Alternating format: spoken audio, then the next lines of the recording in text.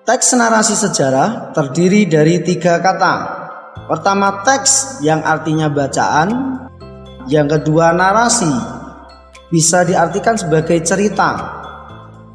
Tetapi pengertian lengkapnya, peristiwa-peristiwa yang disusun sesuai urutan waktu.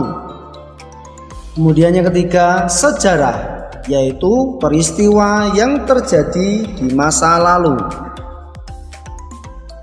Kemudian teks narasi sejarah adalah bacaan yang dibuat berdasarkan peristiwa-peristiwa yang terjadi di masa lalu dengan urutan waktu tertentu. Mari kita simak contoh teks narasi sejarah berikut ini. Anak-anak, ini adalah contoh dari teks narasi sejarah. Peristiwa-peristiwa yang terjadi di tahun 1565 di Tidore hingga tahun 1975 dibuat disusun secara urut, dan peristiwa ini benar-benar terjadi sehingga disebut teks narasi sejarah, karena memang berdasarkan sejarah pada tahun tersebut. Kemudian bagaimana cara kita menggali isi atau informasi dari teks narasi sejarah? Bagaimana caranya? Betul sekali. Kita dapat memanfaatkan kalimat pertanyaan atau kalimat tanya. Tentu kalian masih ingat dengan kalimat pertanyaan atau kalimat tanya. Kalimat pertanyaan atau kalimat tanya sudah kita bahas di tema 2. Kita ulangi sedikit. Kalimat tanya adalah kalimat yang digunakan untuk menanyakan sesuatu. Ada beberapa ciri dari kalimat tanya. Yang pertama, menggunakan kata tanya di awal kalimat. Yang kedua, diakhiri dengan tanda tanya. Dalam membuat kalimat pertanyaan, kalian dapat memanfaatkan jenis-jenis kata tanya. Jenis kata tanya ada beberapa, seperti yang sudah kita bahas. Ada kata tanya apa yang dipakai untuk menanyakan maksud atau pengertian suatu hal. Ada kata tanya di mana, dipakai untuk menanyakan tempat. Ada kata tanya siapa, dipakai untuk menanyakan nama tokoh atau orang. Ada kata tanya mengapa, dipakai untuk menanyakan alasan atau sebab. Ada kata tanya bagaimana, dipakai untuk menanyakan keadaan atau cara atau proses. Ada kapan, dipakai untuk menanyakan tanggal atau bulan atau hari.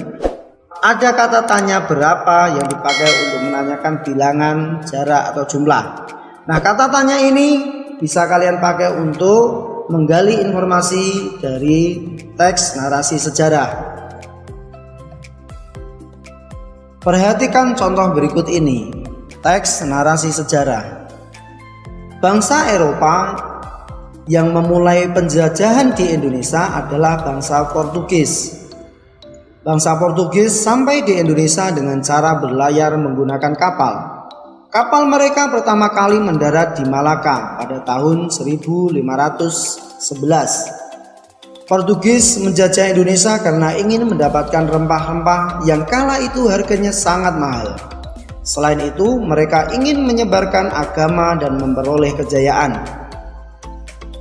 Untuk bisa menggali informasi atau isi dari bacaan teks sejarah tersebut, kita dapat mengajukan beberapa pertanyaan. Kita bisa memanfaatkan kata tanya yang tadi kita bahas. Untuk menanyakan waktu kita pakai kapan. Kapan bangsa Portugis sampai ke Indonesia? Jawabannya tahun 1511. Betul.